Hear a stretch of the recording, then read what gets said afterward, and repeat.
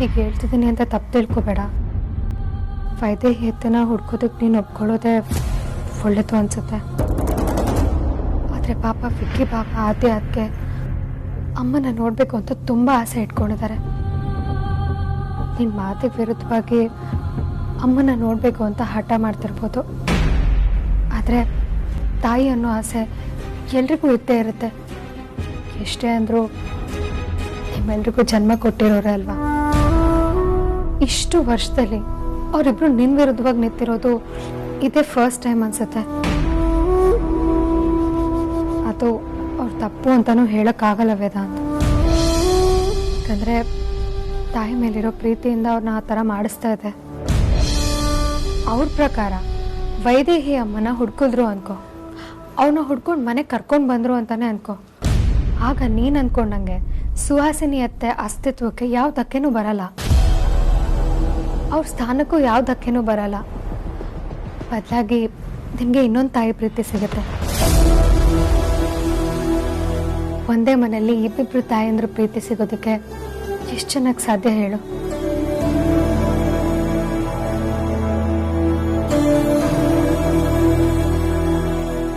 ವೈದೇಹಿ ಅತ್ತೆ ನಿಮ್ನೆಲ್ಲ ನೋಡೋದಕ್ಕೆ ಕಾಯ್ತಿರ್ಬೋದು ಅಲ್ವಾ. ಅವ್ರ ಮಕ್ಕಳನ್ನ ನೋಡೋದಕ್ಕೆ ಅವ್ರೇನು ಬದುಕಿರ್ಬೋದು ಅಲ್ವಾ. ಮಕ್ಕಳ ಪ್ರೀತಿಗಿಂತ ತಾಯಿ ಪ್ರೀತಿ ದೊಡ್ಡದು ವೇದಾಂತ್. ನನ್ನ ಪ್ರಕಾರ ವೈದೇಹಿ ಅತ್ತೆ ಇನ್ನೂ ಬದುಕಿದ್ದಾರೆ ಅಂತಾನೆ ಅನ್ನಿಸ್ತಿದೆ. ಒಂದ್ ವೇಳೆ ಅವರು ಸಿಗೋದಿಲ್ಲ, ಅವ್ರು ಯಾವುದೇ ಕಾರಣಕ್ಕೂ ಸಿಗೋದಿಲ್ಲ. ಯಾಕಂದ್ರೆ ಅವ್ರು ಬದುಕೇ ಇಲ್ಲ.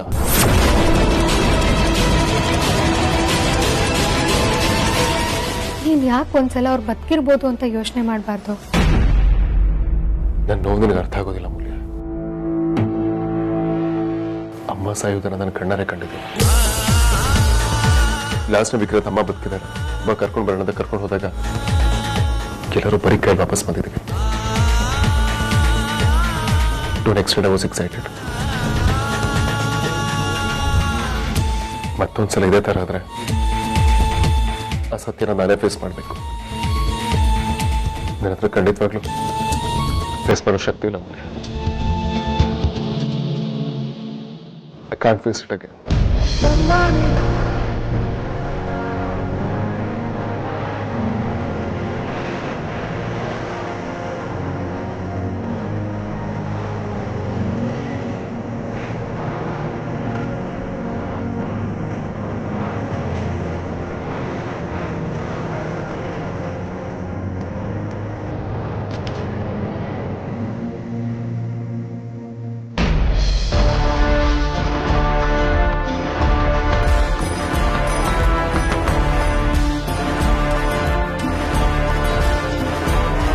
ಕೂಡಲೇ ಪ್ರಜ್ವಲ್ ಕಾಲ್ ಮಾಡ್ತೀನಿ.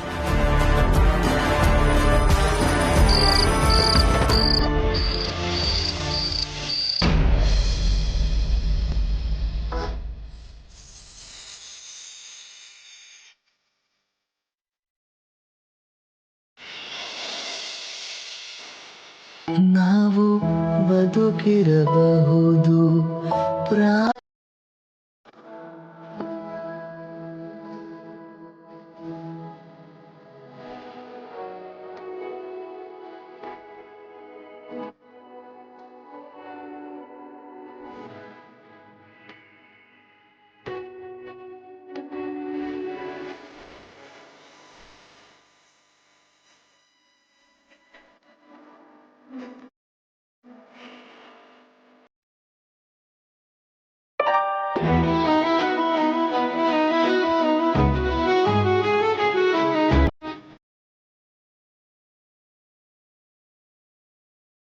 ಯಾಕೆಲ್ರು ಈ ತರ ಸೈಲೆಂಟ್ ಆಗಿ ಕೂತಿದ್ದೀರಾ?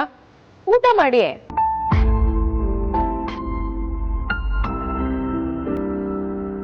ಎಲ್ರದು ಊಟ ಆಗಿ ಅರ್ಧ ಗಂಟೆ ಆಗಿದೆ. ನೀವೆಲ್ರು ಹೀಗೆ ಕೂತಿದ್ರೆ ತಟ್ಟೆಲಿರೋ ಊಟ ಒಣಗೋಗುತ್ತಷ್ಟೆ. ಬೇಗ ಬೇಗ ತಿನ್ನಿ.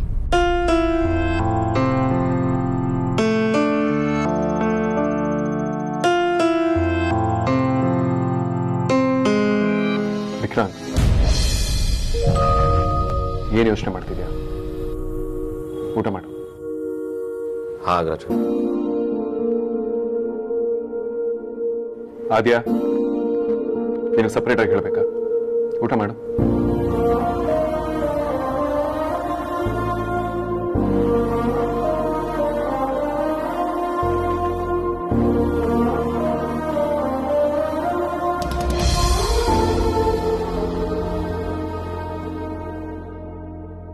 ಯಾಕೆಲ್ಲರೂ ಹೀಗಾಡ್ತಿದ್ದೀರಾ? ವಿಕ್ರಾಂತ್ ಪ್ಲೀಸ್ ಊಟ ಮಾಡು. ಊಟ ಮಾಡು ವಿಕ್ರಾಂತ್.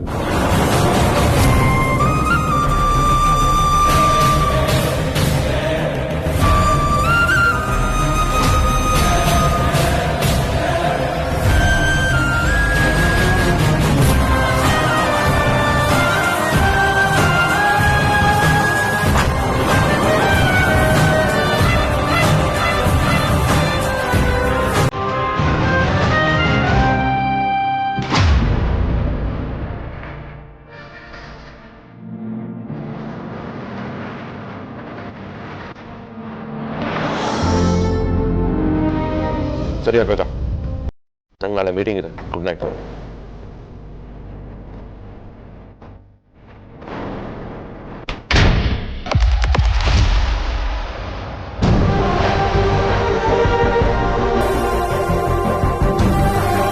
ಆದ್ಯಾ ಆದ್ಯಾ ಊಟ ಮಾಡಿ ಹೋಗು.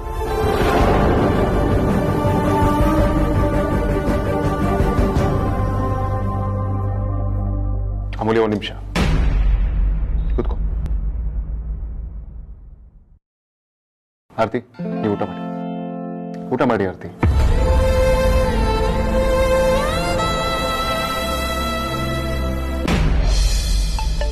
ಓ, ಅಮೌಂಟ್ ಅರೇಂಜ್ ಆಗಿದೆ ಅನ್ಸತ್ತೆ, ಅದಕ್ಕೆ ಕಾಲ್ ಮಾಡ್ತಿದ್ದಾರೆ. ಹೇಳಿ ಪರಿಮಳ ಅವರೇ. ಬೀಗ್ರೆ, ನಾನು ಮಂಜು ಮಾತಾಡ್ತಾ ಇರೋದು. ಹೋ, ಹೇಳಿ ಮಂಜು ಅವರೇ. ದಯವಿಟ್ಟು ನಮ್ಮನ್ನು ಕ್ಷಮಿಸ್ಬೇಕು ಬೀಗ್ರೆ, ನಮ್ಮಿಂದ ದುಡ್ಡು ಹೊಂದಿಸೋದಕ್ಕಾಗಲಿಲ್ಲ. ಸರಿ ಬಿಡಿ, ನನಗೆ ನಿಮ್ಮ ಪರಿಸ್ಥಿತಿ ಅರ್ಥ ಆಗುತ್ತೆ. ನಾನು ಅವತ್ತೇ ಹೇಳಿದೆ 1 ಲಕ್ಷ ಅರೇಂಜ್ ಮಾಡೋದು ಅಂದರೆ ಅಷ್ಟು ಈಸಿ ಅಲ್ಲ ಅಂತ. ಆದರೆ ನೀವೇ ಏನೋ ಹೊಂದಿಸ್ತೀವಿ ಅದು ಇದು ಅಂತ ಹೇಳಿ ದೊಡ್ಡಸ್ತಿಗೆ ತೋರಿಸಿದ್ರಿ. ಅದು ಹಾಗಲ್ಲ ಬೀಗ್ರೆ, ಅದು ಏನಾಯ್ತು ಅಂದರೆ ಏನಾಯ್ತು ಅಂತ ನಂಗೆ ಗೊತ್ತು ಮಂಜು ಅವರೇ. 1 ಲಕ್ಷ ಯಾರ ಹತ್ರ ಆದರೂ ಸಾಲ ಕೇಳಿರ್ತೀರ, ಅವ್ರು ಕೊಟ್ಟಿರಲ್ಲ. ಅಷ್ಟು ದೊಡ್ಡ ಅಮೌಂಟ್ನ ಯಾರು ನಿಮಗೆ ಸಾಲ್ವಾಗಿ ಕೊಡ್ತಾರೆ ಹೇಳಿ? ಹೋಗ್ಲಿ ಬಿಡಿ, ನಾವೇ ಕೊಡ್ತೀವಿ ಅಂದರೆ ನಮ್ಮ ಮಗಳು ನಮ್ಮಿಷ್ಟ ಅಂತ ದೊಡ್ಡಸ್ತಿಗೆ ತೋರಿಸಿದ್ರಿ. ಎಲ್ಲೂ ಅಡ್ಜಸ್ಟ್ ಆಗಿಲ್ಲ ಅಂದರೆ ಪಾಪ ನೀವು ತಾನೇ ಏನು ಮಾಡ್ತೀರಾ? ಆದರೆ ವಸಿಷ್ಠ ಫ್ಯಾಮಿಲಿ ಆಗಲ್ವಲ್ಲ. ಈ ಸುಹಾಸಿನಿ ಮಾತು ಕೊಟ್ಟ ಮೇಲೆ ಎಷ್ಟೇ ಕಷ್ಟ ಆದರೂ ಅದನ್ನು ಉಳಿಸ್ಕೋತಾಳೆ. ಅಷ್ಟು ದುಡ್ಡನ್ನು ನೀವು ಅರೇಂಜ್ ಮಾಡ್ತೀರಾ ಅನ್ನೋ ನಂಬಿಕೆ ನನಗಿರಲಿಲ್ಲ. ಆದರೂ ನೀವು ಹೇಳಿದ್ರಲ್ಲ ಅಂತ ಕೇಳಿದೆ ಅಷ್ಟೆ. ಒಂದು ಕೆಲಸ ಮಾಡಿ, ಎಂಗೇಜ್ಮೆಂಟ್ ದಿನ ನಿಮ್ಮ ಮಗಳನ್ನ ಕರ್ಕೊಂಡು ಮನೆಗೆ ಬನ್ನಿ. ಮಿಕ್ಕಿದೆಲ್ಲ ವ್ಯವಸ್ಥೆನ ನಾನು ಮಾಡಿರ್ತೀನಿ.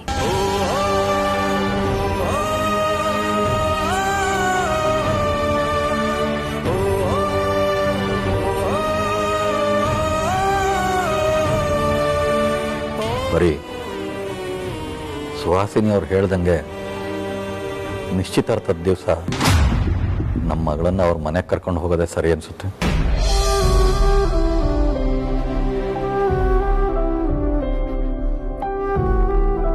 ಸರ್ ಸರ್ ಪ್ರಜ್ವಲ್, ಏನು ಇಷ್ಟೊತ್ತಲ್ಲಿ? Is everything okay? ಪ್ರಾಬ್ಲಮ್ ಏನಿಲ್ಲ ಸರ್, ನಾನು ವಾಪಸ್ ಊರಿಗೆ ಹೋಗ್ತಾ ಇದ್ದೀನಿ. ವಾಟ್? ವಾಪಸ್ ಊರಿಗೆ ಹೋಗ್ತಿದ್ದೀರಾ? ನೀವು ತಮಾಷೆ ಮಾಡ್ತಿಲ್ಲ ತಾನೆ? ಖಂಡಿತ ಇಲ್ಲ ಸರ್, ಹೋಗೋಕ್ಕಿಂತ ಮುಂಚೆ ನಿಮ್ಗೆ ಈ ಫೈಲ್ ಕೊಡಬೇಕು ಅಂತ ಅನಿಸ್ತು, ಅದಕ್ಕೆ ಬಂದೆ. ನಾನು ಇಷ್ಟು ದಿನ ಧ್ರುವ ಸರ್ಗೆ ಆಕ್ಸಿಡೆಂಟ್ ಕೇಸ್ ಮೇಲೆ ಇನ್ವೆಸ್ಟಿಗೇಷನ್ ಮಾಡಿದೆನೋ ಆ ಡೀಟೇಲ್ಸ್ ಈ ಫೈಲಲ್ಲಿದೆ. ಇನ್ಮೇಲೆ ಏನಿದ್ರು ಜವಾಬ್ದಾರಿ ನಿಮ್ಮದು ಸರ್.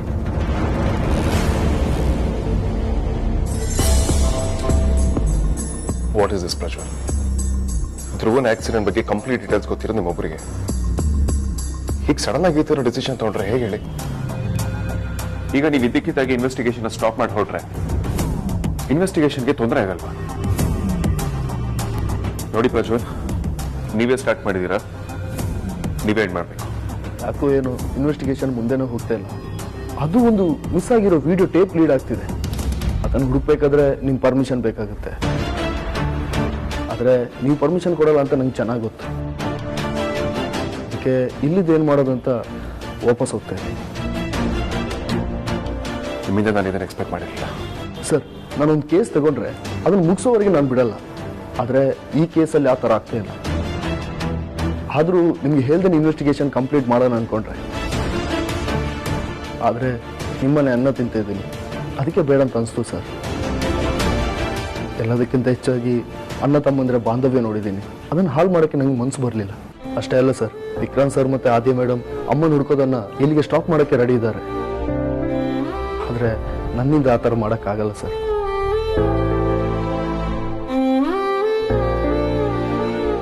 ಸರ್, ಇದು ಇನ್ನೊಂದು ಡಿಟೆಕ್ಟಿವ್ ಅವರ ವಿಸಿಟಿಂಗ್ ಕಾರ್ಡ್. ನಾನು ಇವರಿಗೆ ಧ್ರುವ ಸರ್ ಕೇಸ್ ಬಗ್ಗೆ ಬ್ರೀಫ್ ಮಾಡಿದ್ದೀನಿ. ನೀವು ಒಂದ್ಸಲ ಮಾತಾಡಿದ್ರೆ ಈ ಕೇಸ್ನ ಇವರೇ ಕಂಟಿನ್ಯೂ ಮಾಡ್ಬೋದು.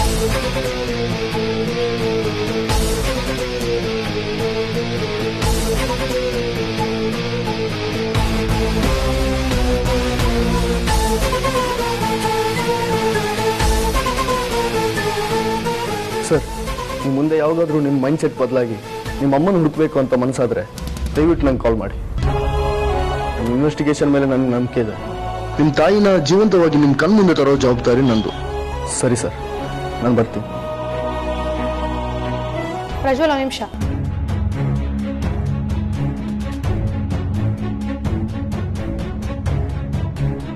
ಅವ್ರಷ್ಟು ಕಾನ್ಫಿಡೆಂಟ್ ಆಗಿ ವೈದೇಹಿ ಬದುಕಿದ್ದಾರೆ ಅಂತ ಹೇಳ್ತಿದ್ರು. ನಿಂಗೆ ಅವ್ರನ್ನ ಹುಡುಕ್ಬೇಕು ಅಂತಾನೆ ಅನ್ನಿಸ್ತಿಲ್ವಾ ವೇದಾಂತ್? ವೇದಾಂತ್, ನೀನ್ ನಿಮ್ಮ ತಾಯಿ ವಿಷಯನ ಎಲ್ರಿಂದನೂ ಮುಚ್ಚಿಟ್ಟೆ. ಯಾಕಂದ್ರೆ ವಿಷಯ ಗೊತ್ತಾದ್ರೆ ಅವರೆಲ್ಲರೂ ಬೇಜಾರು ಮಾಡ್ಕೊಳ್ತಾರೆ ಅಂತ. ಆದ್ರೆ ಈಗ ನೀನ್ ಮಾಡ್ತಿರೋದಾದ್ರೂ ಏನು? ನೀನ್ ಈ ಹಡ್ತಿಂದ ವಿಕ್ಕಿ ಬಾಬಾ, ಆದ್ಯ ಅದಕ್ಕೆ ಎಲ್ರೂ ಮನ್ಸನ್ನು ನೋಯಿಸ್ತಾ ಇದ್ಯಾ. ಅವ್ರು ನಿನ್ ಮೇಲೆ ಇಟ್ಟಿರೋ ನಂಬಿಕೆನ ನೀನೇ ಕಳ್ಕೊತಿದ್ಯಾ ವೇದಾಂತ್. ಒಂದ್ ವಿಷಯ ಅರ್ಥ ಮಾಡ್ಕೋ ವೇದಾಂತ್, ನಿನ್ ತಮ್ಮಂದ್ರು ತಂಗಿ ಇನ್ನೂ ಚಿಕ್ಕವರಲ್ಲ, ಅವರು ಬೆಳೆದು ದೊಡ್ಡವರಾಗಿದ್ದಾರೆ. ಅವ್ರಿಗೂ ರೆಸ್ಪಾನ್ಸಿಬಿಲಿಟೀಸ್ ಇದೆ, ಡಿಸಿಷನ್ಸ್ ತಗೊಳ್ಳೋ ರೈಟ್ಸ್ ಇದೆ. ಆದ್ರೂ ಯಾಕೆ ಸುಮ್ಮನಿದ್ದಾರೆ ಅಂತಂದ್ರೆ ನಿನ್ ಮೇಲಿರೋ ಗೌರವಕ್ಕಷ್ಟೇ. ಅವ್ರ ಮನ್ಸ್ ಮಾಡಿದ್ರೆ ನಿಮ್ ತಾಯಿ ಎಲ್ಲಿದ್ದಾರೆ, ಏನ್ ಮಾಡ್ತಿದ್ದಾರೆ ಅನ್ನೋದನ್ನ ಅವ್ರು ಖಂಡಿತ ತಿಳ್ಕೊತಾರೆ. ಆದ್ರೂ ಯಾಕೆ ಸುಮ್ಮನಿದ್ದಾರೆ ಹೇಳು? ನೀನ್ ಕೇಳ್ದೆ ಡಿಸಿಷನ್ಸ್ ತಗೊಂಡ್ರೆ ನೀನ್ ಬೇಜಾರ್ ಮಾಡ್ಕೋತೀಯ ಅಂತ.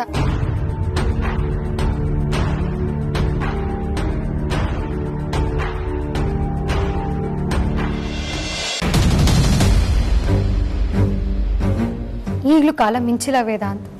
ನಿಮ್ಮ ಅಮ್ಮನ ಹುಡ್ಕೋದಿಕ್ಕೆ ಇದೇ ಸರಿಯಾದ ಸಮಯ. ಆದ್ರೆ ನೀನ್ ಮನ್ಸು ಮಾಡ್ಬೇಕಷ್ಟೆ. ನೀನಿನ್ನು ಯೋಚನೆ ಮಾಡೋದ್ರಲ್ಲಿ ಅರ್ಥ ಇಲ್ಲ ವೇದಾಂತ್. ಒಂದ್ಸಲ ವಿಕ್ಕಿ ಭಾವ ಆದ್ಯ ಅದಕ್ಕೆ ಮುಖ ನೋಡು. ವಿಕ್ಕಿ ಭಾವ ಎಲ್ಲರ ಜೊತೆ ಕರೆಕ್ಟಾಗಿ ಮಾತಾಡ್ತಾ ಇಲ್ಲ, ಮೊದ್ಲಿನ ತರ ಆಕ್ಟಿವ್ ಆಗಿಲ್ಲ.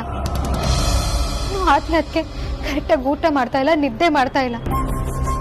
ತಮ್ಮಮ್ಮ ಬದುಕಿದ್ದಾರೆ ಅಂತ ಗೊತ್ತಾದ್ಮೇಲೂ ಅವ್ರನ್ನ ನೋಡಕ್ ಆಗ್ತಿಲ್ಲ, ಅವ್ರ ಜೊತೆ ಮಾತಾಡಕ್ ಆಗ್ತಿಲ್ಲ ಅಂತ ಯಾರಿಗಾದ್ರೂ ಈ ತರ ಆಗೋದ್ ಸಹಜ ವೇದಾಂತ್. ನೀನ್ ಅವ್ರಿಗೆ ಒಳ್ಳೇದ್ ಮಾಡ್ತೀನಿ, ಅವ್ರಿಗೆ ಕೇರ್ ಮಾಡ್ತೀನಿ ಅಂತ ನಿನಗೆ ಗೊತ್ತಿಲ್ಲದೆ ಅವ್ರಿಗೆ ತುಂಬಾ ಹರ್ಟ್ ಮಾಡ್ತಿದ್ಯಾ ವೇದಾಂತ್. ಅವ್ರ ಕಣ್ಣೀರ್ಗೆ ನೀನೇ ಕಾರಣ ಆಗ್ತಿದ್ಯಾ.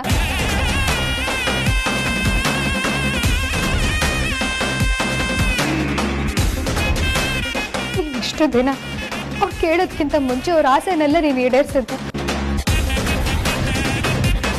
ಈ ವಿಷಯದಲ್ಲಿ ಈ ತರ ಹಠ ಮಾಡ್ತಿದ್ಯಾ ಯಾಕೆ ಅಂತಾನೆ ಗೊತ್ತಾಗ್ತಾ ಇಲ್ಲ. ಅವ್ರ ತಾಯಿ ಬಿಟ್ಟು ಕೇಳಿದ್ರು ಅವ್ರ ಆಸೆನ ನೆರವೇರಿಸಲ್ಲ ಅಂತಿದ್ಯಾ. Vedant, go please.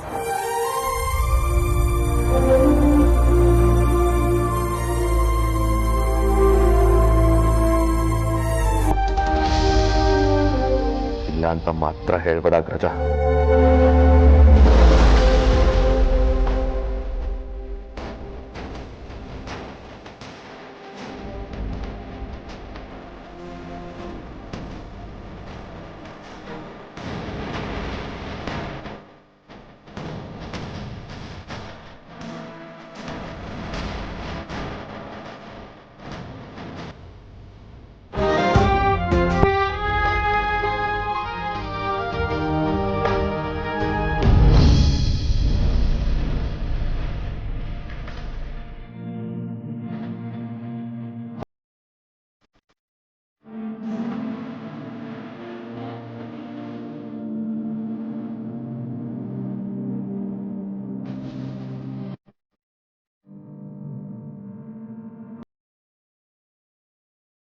ಅಶ್ವಥ್, ಅಮ್ಮ ಹುಡ್ಕೋ ಕೆಲಸ ನಮ್ಮದು.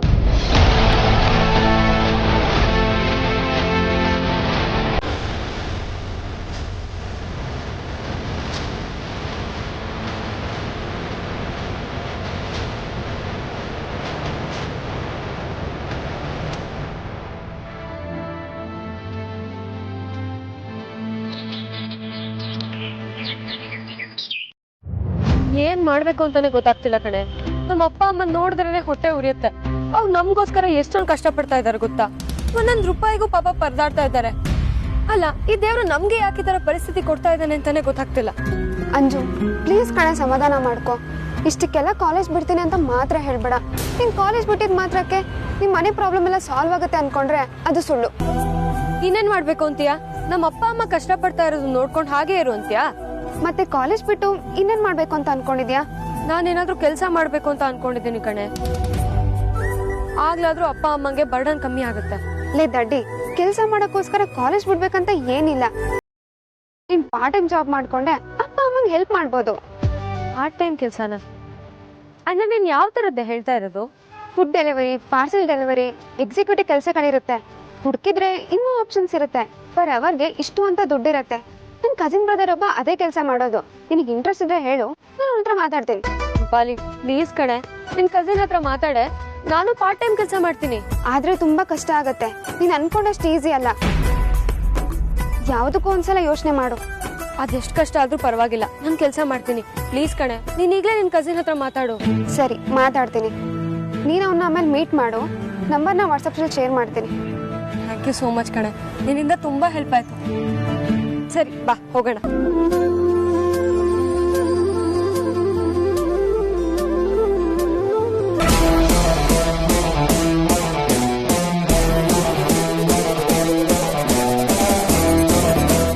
ಏನೆಲ್ಲರೂ ಒಟ್ಟಿಗೆ ಬಂದಿದ್ದೀರಾ?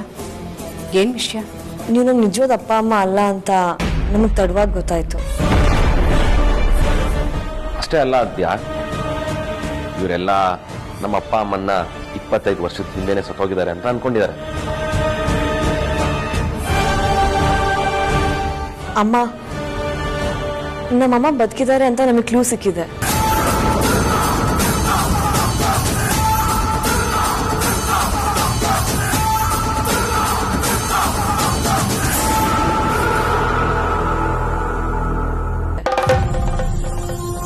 ಈಗಲ್ಲ, ಮುಂಚೆನೆ ಕ್ಲೂ ಸಿಕ್ಕಿತ್ತು. ಆದ್ರೆ ಅಗ್ರಜ ಪರ್ಮಿಷನ್ ಕೊಟ್ಟಿರ್ಲಿಲ್ಲ. ಈಗ ಹಾಗಲ್ಲ, ಅಗ್ರಜನೇ ನಮ್ ಹೆತ್ತು ತಾಯಿನ ಹುಡ್ಕೋಕೆ ಪರ್ಮಿಷನ್ ಕೊಟ್ಟಿದ್ದಾನೆ.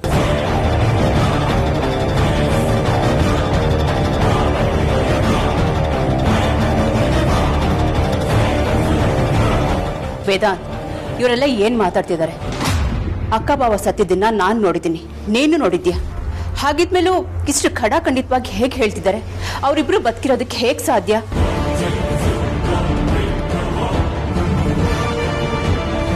ವೇದಾಂತ್, ಈ ವಿಚಾರನ ನಾವು ಯಾರಿಗೂ ಹೇಳೋದು ಬೇಡ ಅನ್ಕೊಂಡಿದ್ವಿ ತಾನೆ?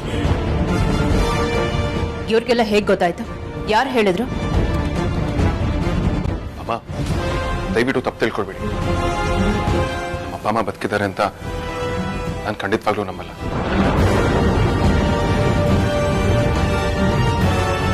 ನಾನು ಹೇಳಿದೆ ಅವ್ರು ನನ್ನ ಕಣ್ಮುಂದೆನೇ ತೀರೋಗಿದ್ದಾರೆ ಅಂತ. ಆದ್ರೂ ಇವ್ರು ಯಾರು ನಂಬೋದಕ್ಕೆ ರೆಡಿನೇ ಇಲ್ಲ.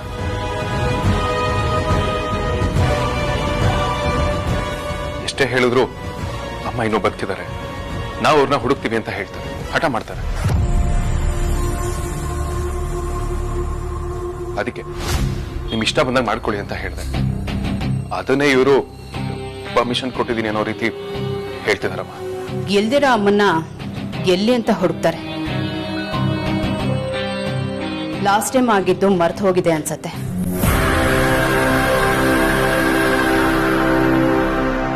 ವೇದಾಂತ್, ನಿನಗೂ ನೆನಪಿಲ್ವಾ? ಇಲ್ಲ, ನಾನು ಇವರು ಪರ್ಮಿಷನ್ ಕೊಟ್ಟಿದ್ದೀನಿ ಅಂದ ಮಾತ್ರಕ್ಕೆ ಅಮ್ಮ ಬದುಕಿದ್ದಾರೆ ಅಂತ ನಾನು ಯಾವುದೇ ಕಾರಣಕ್ಕೂ ನಂಬಲ್ಲ. ಅವತ್ತೇನಾಯ್ತು ಅಂತ ನಾನು ಖಂಡಿತವಾಗ್ಲೂ ಮರ್ತಿಲ್ಲ. ಇವ್ರ ಸಮಾಧಾನಕ್ಕೆ ಓಕೆ ಅಂತ ಹೇಳಿದ್ದೀನಿ ಅಷ್ಟೇ. ನಾವು ನಮ್ಮ ಅಮ್ಮನ ಹುಡುಕ್ತಿದೀವಿ ಅಂತ ನೀವು ಮಾತ್ರ ಬೇಜಾರು ಮಾಡ್ಕೊಳ್ಬಿಡಿ ಚಿಕ್ಕಮ್ಮ.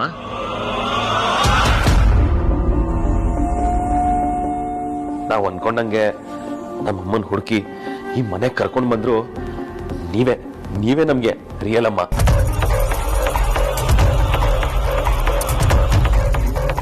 ನೀವು ನಮ್ಗೆ ಜನ್ಮ ಕೊಡದೇ ಇರ್ಬೋದು, ಆದ್ರೆ ನಮ್ನೆಲ್ಲಾರನ್ನೂ ಓದಿಸಿದೀರಾ, ದೊಡ್ಡವ್ರು ಮಾಡಿದೀರಾ. ಈಗ ನಮ್ಮಮ್ಮ ಸಿಕ್ಕಿದ್ರು ಅಂದ ತಕ್ಷಣ ನಿಮ್ಮೇಲಿರೋ ಪ್ರೀತಿ ಯಾವತ್ತೂ ಕಮ್ಮಿ ಆಗಲ್ಲ.